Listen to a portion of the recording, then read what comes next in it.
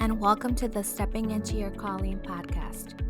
It is time to ask yourself the questions you've been avoiding. Am I good enough? Why do I feel so sad? Am I doing everything I can do? Do they hate me?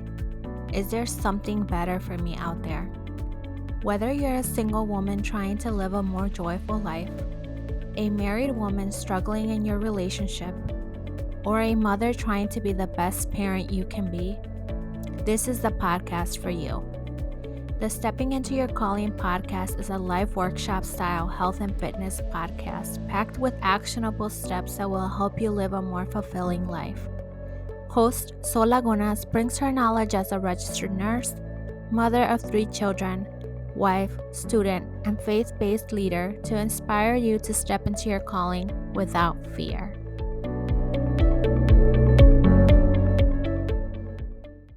Hi, hello, welcome back to the Stepping Into Your Calling podcast. Today we are going to listen to Amell Desiree, who is one of my bestest friends. I am so blessed and fortunate to call her a friend. I've known her for many years. I'm not going to go into detail because then you'd know how old I am. But I do want to say this episode is for educational purposes only. Take what you need and leave what you don't. With that being said, I hope you enjoy what Amell has to say. Amell, welcome to the Stepping Into Your Calling podcast. I am so happy that you are here. I'm very excited to get to interview you. Can you tell us about yourself and what you do?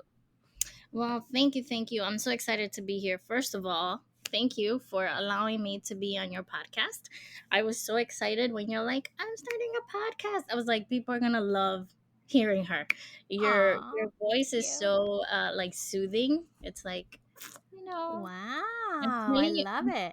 Yeah, it's like you're telling it like it is, but it's so soothing at the same time. It's like, is she yelling at me or she just you know what I mean? Like Aw, thank it's you. it's a good thing. So I just wanted to start by saying thank you and a little bit about me. So my name is Amell. I wear many hats.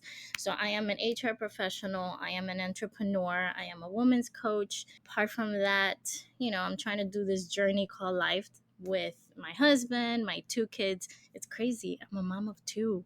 I know, that's so cool. I love it. A girl and a boy. I know. And I like it's kind of is barely hitting me that I'm a mom of 2 now. So I have a 7-year-old for reference, right? I have a 7-year-old and then I have a 6-month-old. So it's like now that I introduce myself, I'm like, oh, mom of 2. I'm like, oh my God.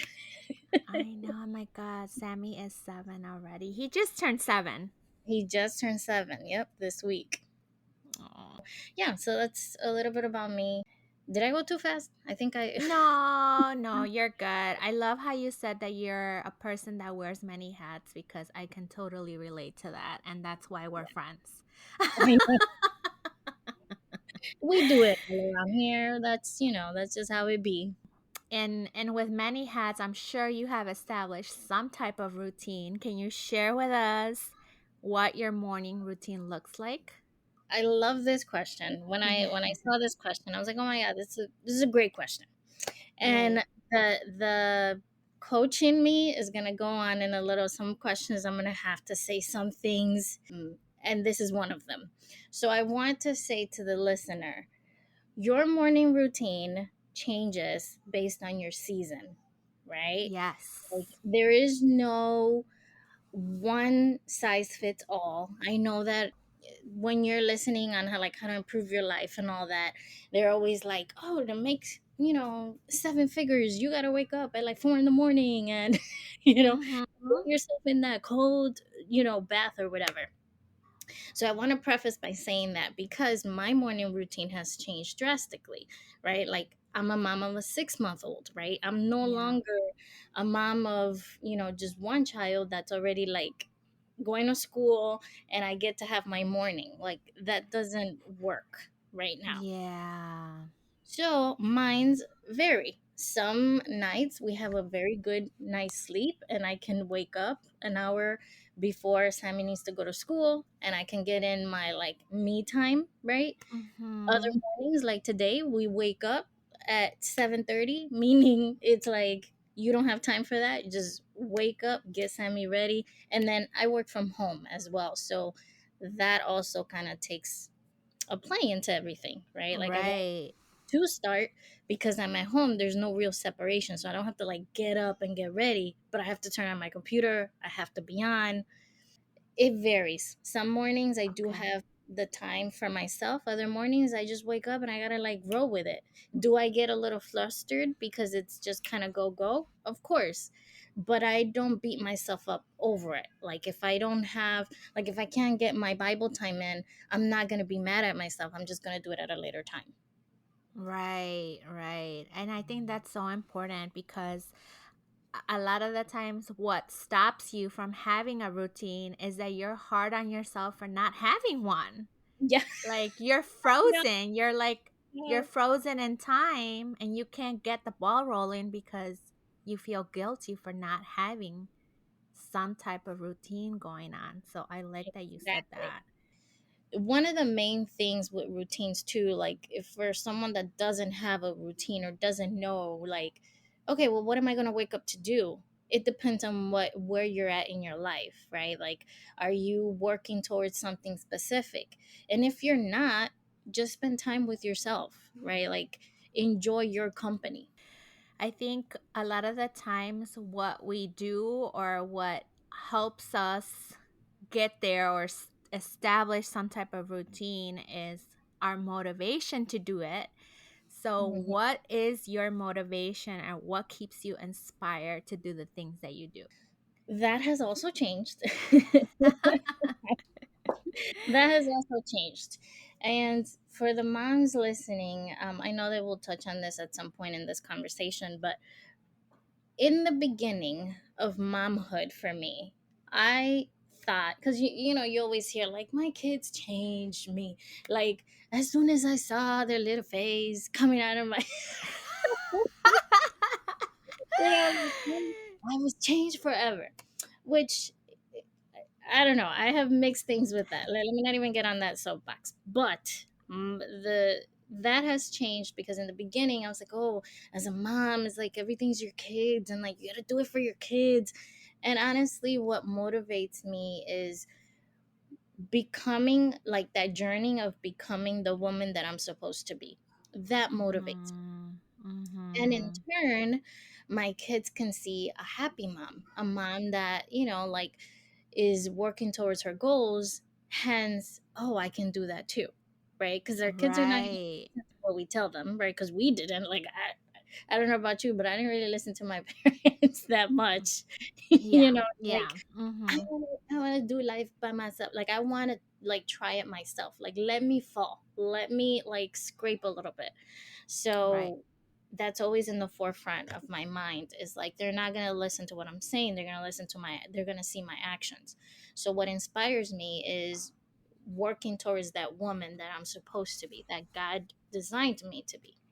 Mhm. Mhm. And that's true. You did bring up a good point and I never thought about it in that sense. Like I am that person that's like, "Oh, my kids motivate me because they do, right? They're the reason why I took certain routes versus other ones in life." Sure, for sure.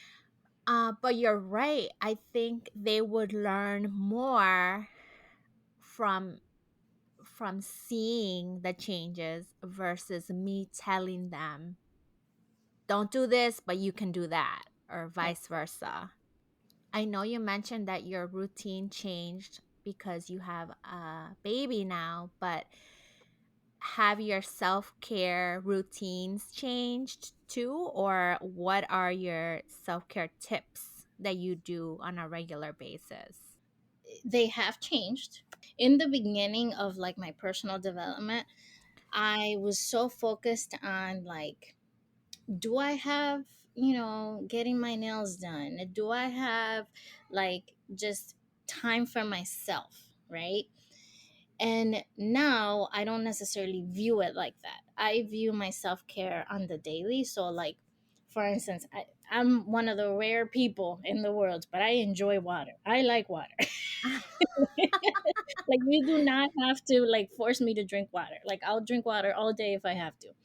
But drinking water for me is a it's a form of self-care. Like, I see Okay. that as like I'm taking care of myself.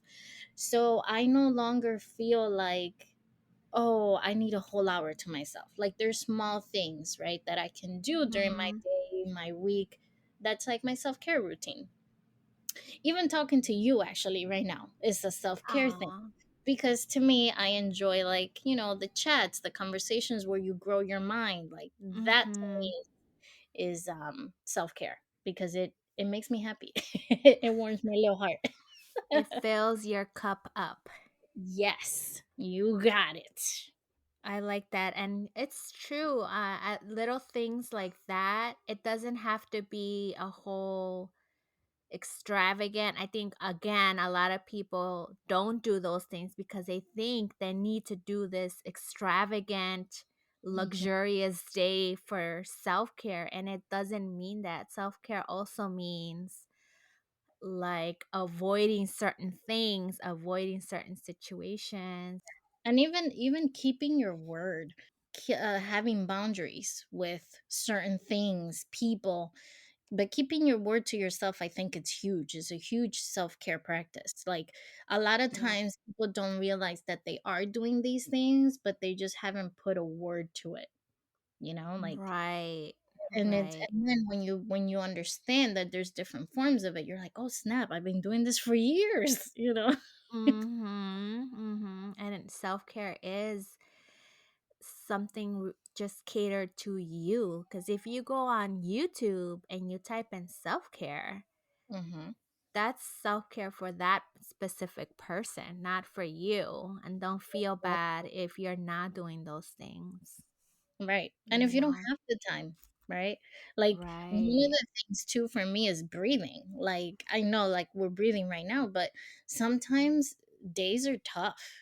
And like, Mhm. the fact that I can, sit down and let's just be real. I know this might be a little, but let's just be real. Sometimes, like, just going to the bathroom to pee for a mom is like, That's that's your time. true. Like, Mhm. breathing, just being like, okay, hmm, I can do this, right? And then you just keep going. So even that is a self care, because that means you're in tune with yourself, knowing that, like, okay, I need something right now, or I need to pause. Right, right. I can't tell you how many times my pee break got interrupted. Oh And my it God. and it continues to be interrupted. And I don't have a baby, but they continue to knock outside the door asking me to do the randomest things in the middle of my pee break. Regardless of their age, they'll always be our babies, because the 6 month Right. old can walk to the knock on the bathroom, but the 7-year old does. And it's like, bruh, you're 7. Like, go do it yourself, or Get it yourself. go ask your dad. You just walked right past him. I Why do they do that? Why? It's a It mess. will be a life mystery. What advice would you give your younger self? Oh my God, I love this so much.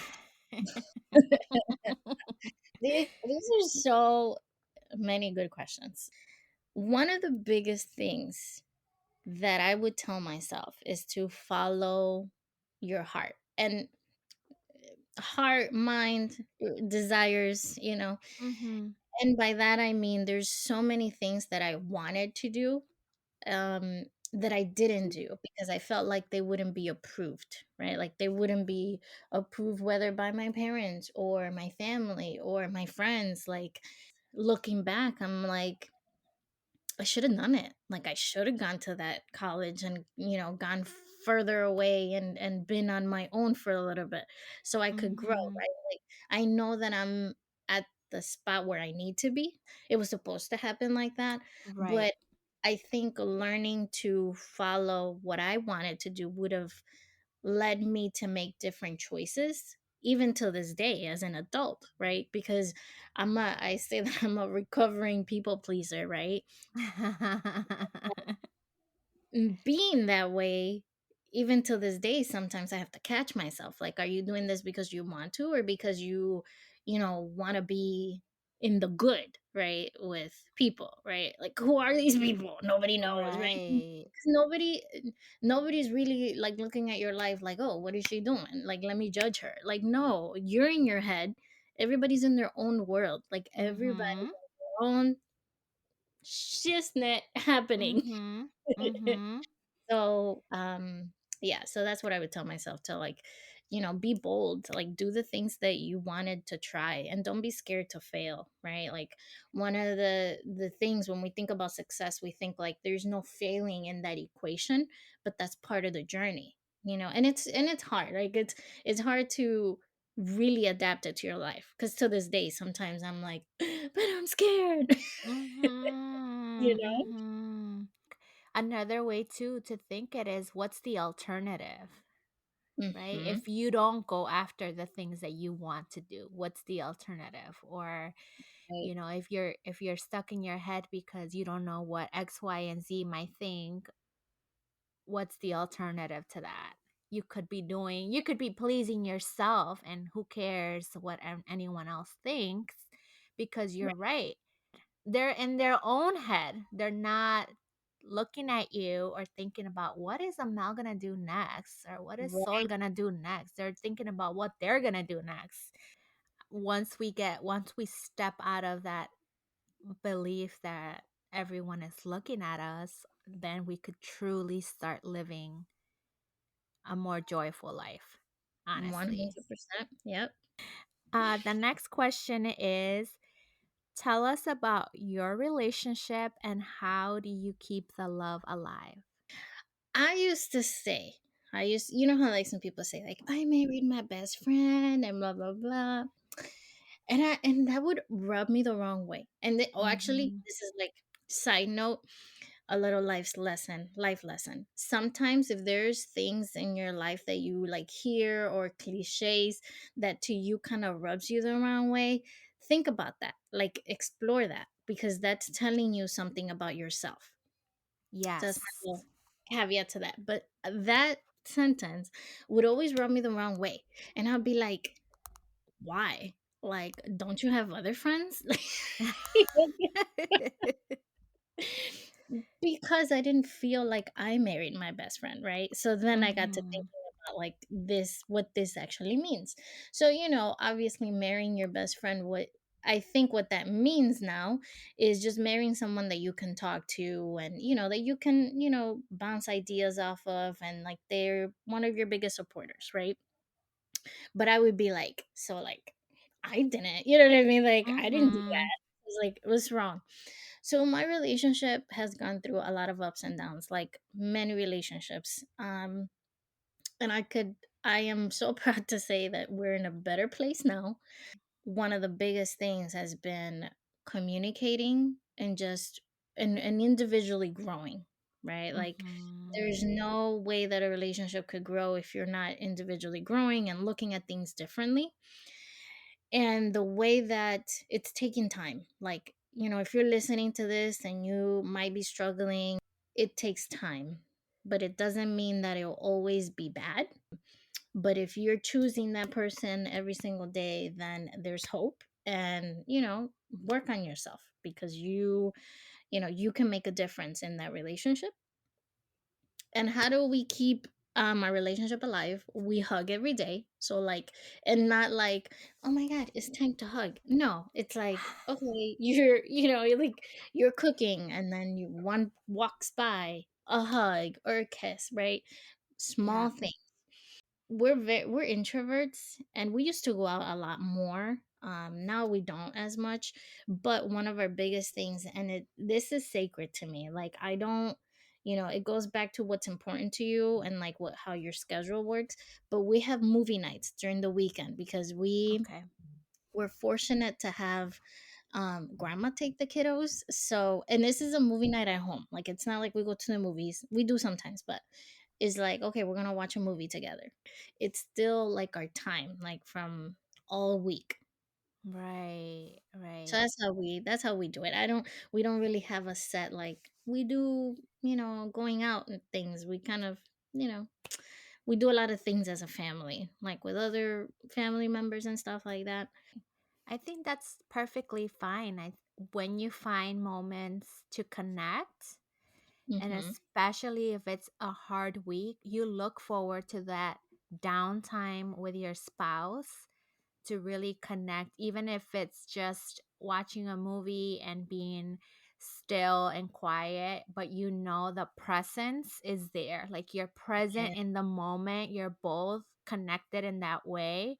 And that is a lot more emotional and mental support that you can receive than if you were to go out and club and drinks and bars and stuff like that.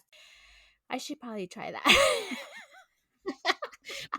you made a great point, and I want, like, I would love to, I want to, like, enhance this for the listener. Hmm. You just said presence.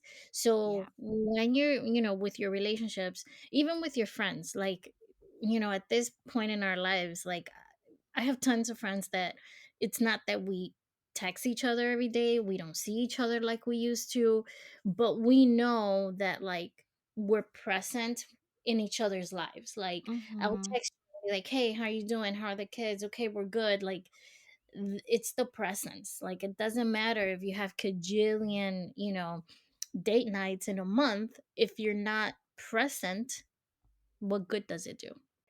Don't feel guilty about that either. I used to feel Right. so guilty for not checking in on my friends because I would just let time go. But I feel like I'm in the season where I celebrate the ones that understand the struggle of finding time to connect Right. because they don't tell me, well, you missed out on so many things because you never call me or you never text me. And it's like, all right, well, now for sure I'm not texting or calling you.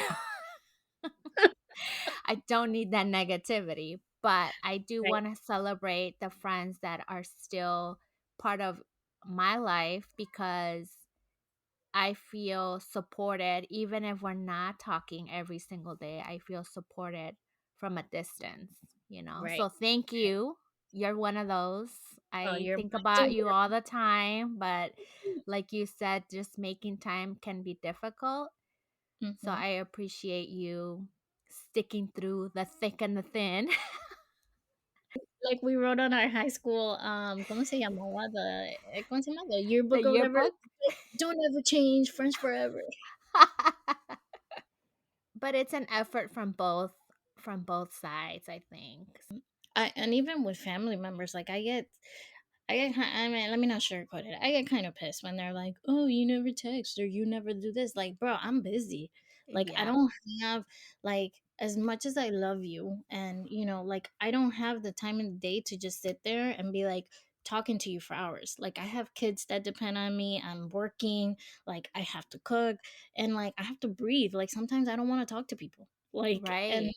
and I think, as unfortunately, it takes a friend to kind of be in your spot for them to understand that, like, it's not that I don't want to talk to you, it's just that, like, I have things going on.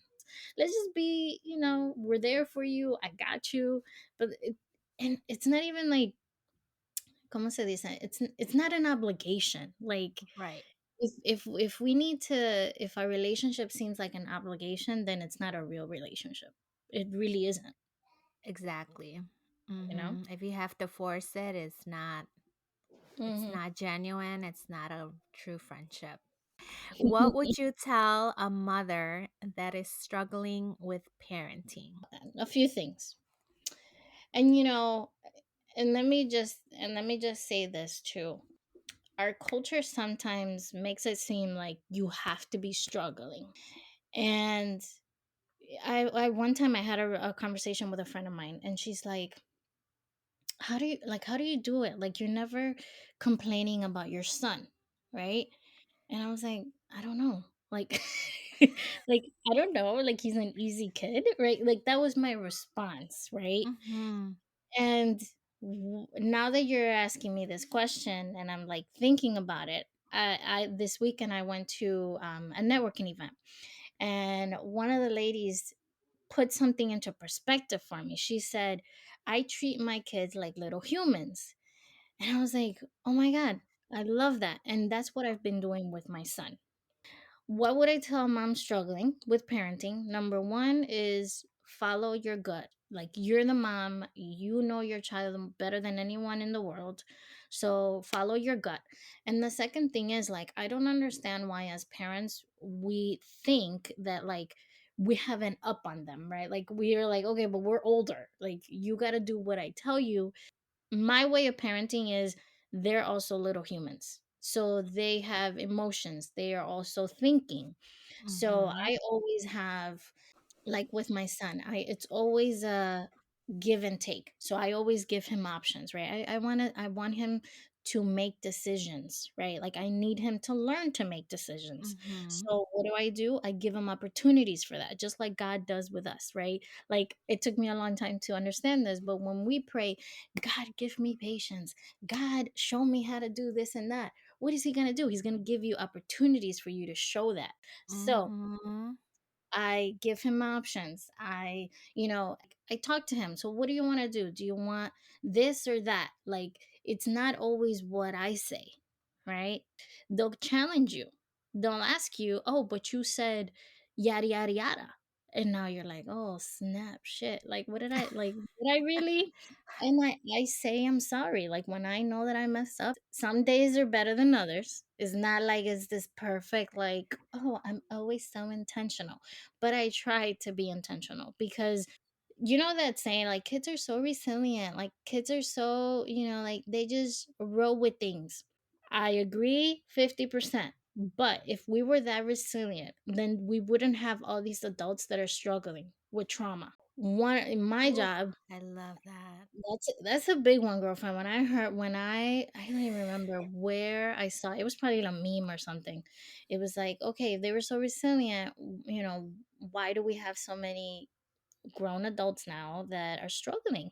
Mm-hmm. And I feel like those are just skills that we were never taught, because I mean, at least for me, my parents were very like, we said this and that's just what we said. There's no explanation on it.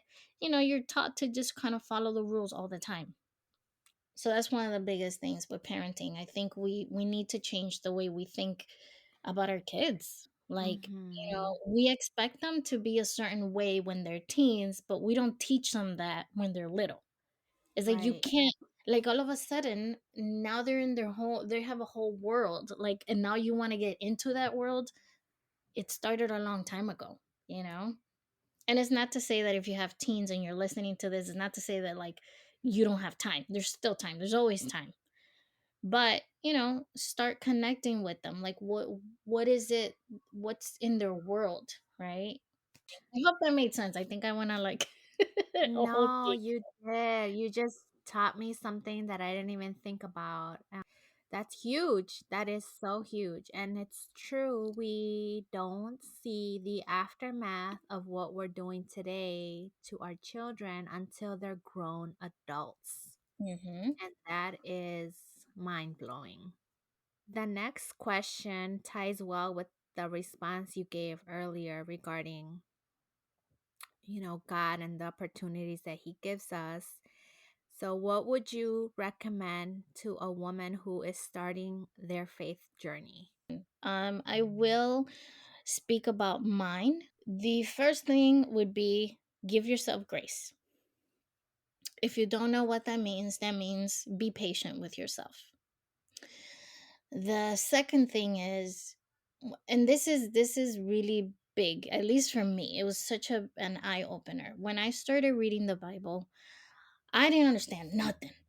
Mhm. Mhm. And a mentor of mine that now that I think about it, yeah, she is a mentor of mine. She would tell me, because I joined the Bible study. She would tell me, I would be like, I don't understand. Like, what is happening? I don't understand. You guys are talking about all these things, and I'm barely like in the first little verse, right? She's like, take your time, ask God to reveal to you, what does this mean? Like, ask him, right? Mm-hmm. And the second thing, which was big, is because I would tell her, but I'm reading and it seems like I'm getting the same thing in like 5 verses. She's like, because that is where you're at, and that's what God wants to show you.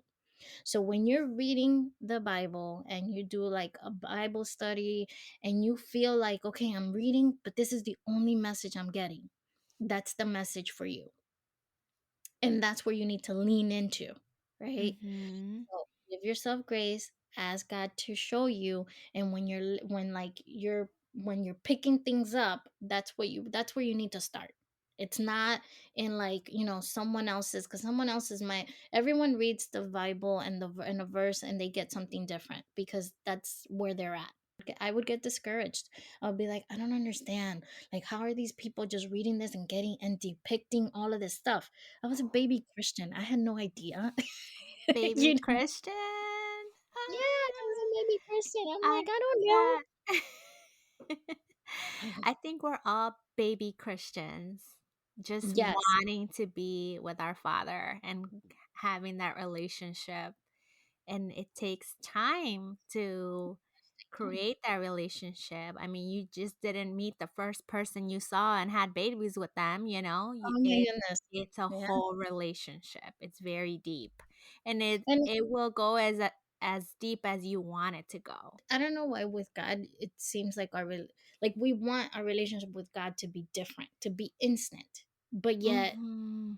we see that every other relationship in our life takes work, even with your parents, with your children, with your friends. Like yeah, friends, like you connect, but you have to nurture it. There's no way that you and I would still be friends to this day if we wouldn't have nurtured it. Right. Like that's just Exactly.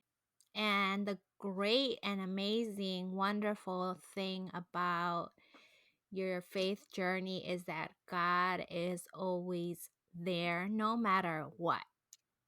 No matter if you have turned your back on Him or maybe you feel like you've disappointed Him, all of that does not matter. He is there, He's faithful, and He's listening and just waiting for you to open up your arms to let Him into your life. amen, sister. You have to open up. Mm-hmm. It God is not just gonna come barging in. You have to open up. Like, and what does that look like? What does that mean? That means sitting and listening. That means reading the Bible, seeing what he's trying to tell you and being open to receiving it. It's not a like knock knock, I'm here, open the door. Like, no. That it's a subtle thing. It's a loving. God Yeah. is gonna meet you where you're at. He's not gonna like a lot of times we want to be like 10 steps ahead, but we're not ready yet, right? Mm-hmm.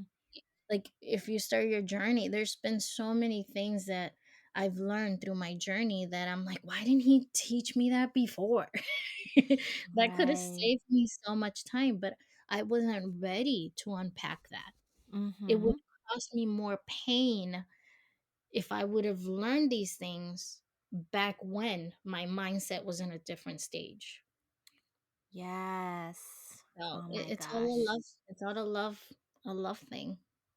And we will have moments. Those are the moments of test. You asked for patience. Here we are. Let's see how patient you are, you know?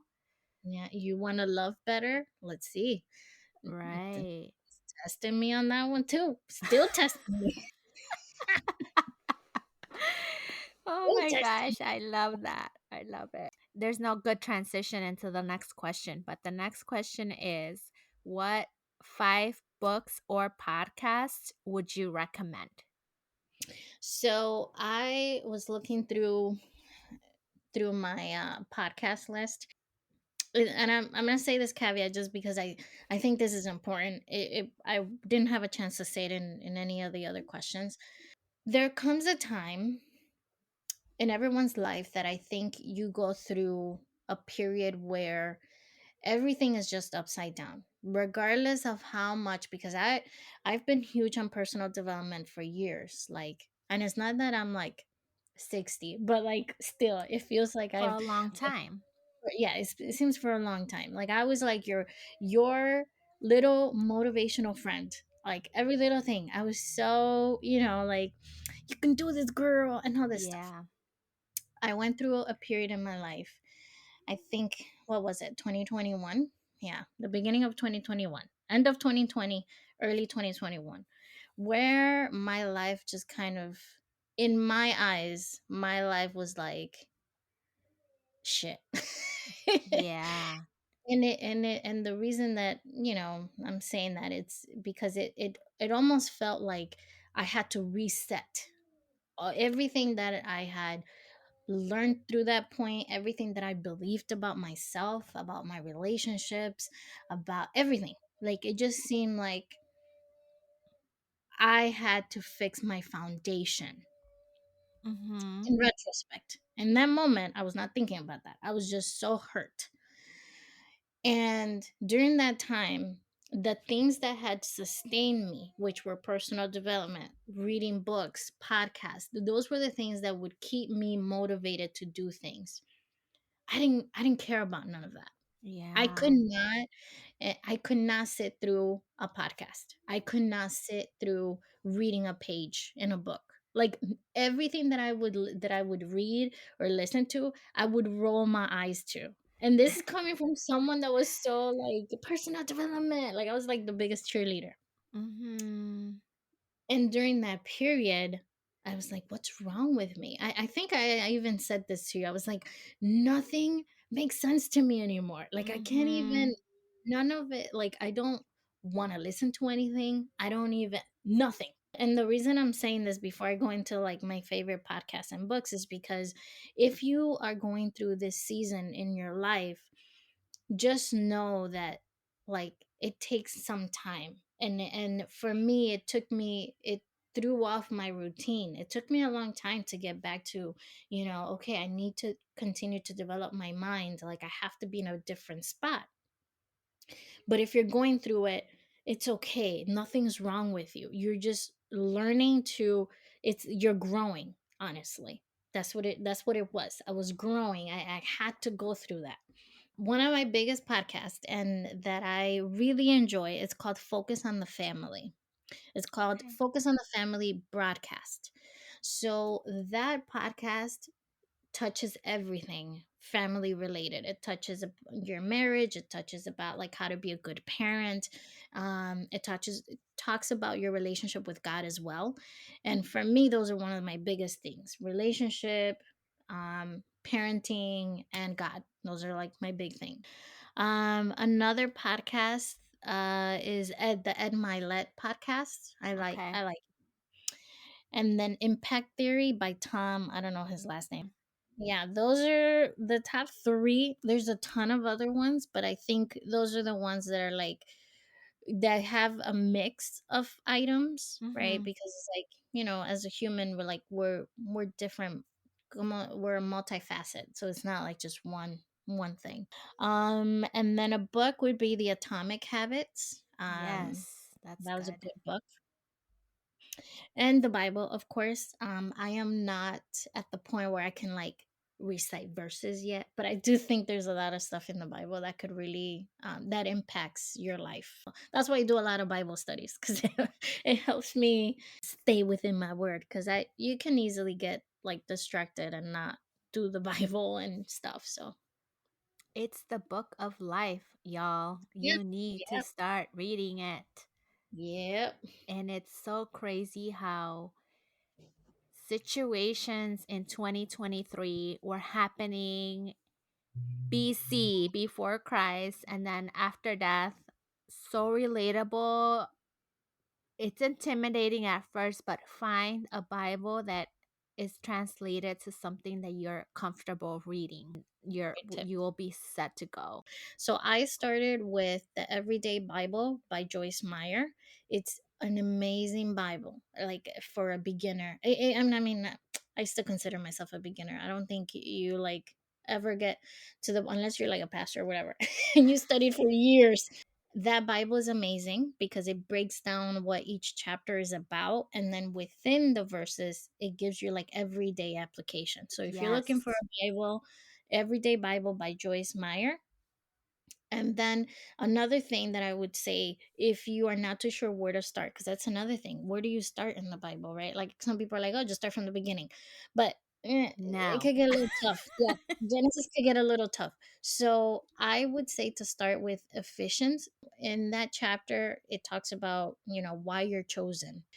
Who are you in Christ? And and that is the beginning. Like that's what you need to understand, and that will like help you in every other area of your life. I love that. Thank you. That was a great tip. I got a study guide. It's called Chosen. I was like, oh my god, this is so good. It breaks down like the verses and kind of questions. I've learned that I need to do more implementation rather than learning, because I got stuck in that learning mode of like I just need knowledge and knowledge and knowledge. Yep. And now I'm like, no, no, no. I did this. How am I implementing? What is changing, right? Because let's be real, successful people are implementers. There was a sermon for Elevation Church, and Pastor Stephen Furtick said, God is feeding you the word. Are you chewing it Hmm. or are you just swallowing it? Like, are you just Yeah, taking in the info or are you actually implementing? So I thought that was amazing how he that said is it. amazing. That is amazing. So And if it has to take you, like 2 weeks, one verse or one little thing, let it so be it, right? you're on your There's own no rush. timeline. Yeah, there's no rush. I used to read the Bible like, okay, I need to say that I read it. I'm like, girl, you don't even know what you just read. Like, get your ass back to the beginning. I love that. Oh my God. Okay.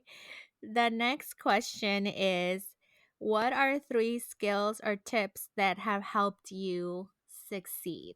The first one, which I think I've been very blessed in this area. Community. Community is everything. And I know that, like, people are always talking about it, and you might be like, whatever. But listen, Linda. Community is so important. And not everyone has the right like people around them, and that's the point of it, right? If you don't have people like Marisol in your corner, then you need to find a community. There's tons of communities in social media. That's the beauty of social media. Community would be number one, because that allows you to be around people that, because here's the thing, let me do this analogy for people that are like, I don't care about community. If you do not have people around you that are thriving, trying to do the things that that they have in their heart to do, and not just doing your normal things because that's just how life is, and complaining all the time, then those people are going to drag you down. It doesn't matter how hard you want to do something. If I go to my friend and I'm so excited, I'm like, girl, I started this, and I'm taking my vitamins, I'm drinking my water, and she goes, why are you doing that? It's not like it's going to change nothing. Your life is Hmm. still a mess. What are you going to do? You have to be some like bomb mindset person to be like, girl, shut up. Like, I'm gonna keep doing it. Most of the time, you're gonna be like, oh, like you're gonna shrink because they're telling you that that's not something that you should be doing. But if you're around somebody like Marisol, and she's like, girl, that's so good. Look what I do. I have a thing of water, and it tells me like, oh, by the time, and it tells me good job, and blah blah blah. She's giving you some other alternatives to make sure that you keep doing it. She's Hmm. holding you accountable. That's the beauty of community. Okay. So for those that don't believe in community, I don't know what to tell you. You need to be in a community, okay? Whatever that is for you. The second thing would be personal development, and this podcast is amazing for that. Marisol brings you, a lot of tips and tricks and Yeah. places to go. When it comes to personal development, you have to try many things to find what fits you. right? Not everybody's gonna relate to Ed Milet. Not everybody's gonna relate to I know that you love Mel Robbins. Like, not everybody's going to relate to her. Mm-hmm. But if you listen to certain people, whoever you relate the most, whoever find more at the level that you need, and it changes with personal development. It changes. When I started my walk in faith, I would listen to Joyce Meyer a lot, because I don't know if this is a known thing, but sometimes things that you know some people don't know. Pastors have kind of like they touch on everything, but most pastors have a thing that they focus on.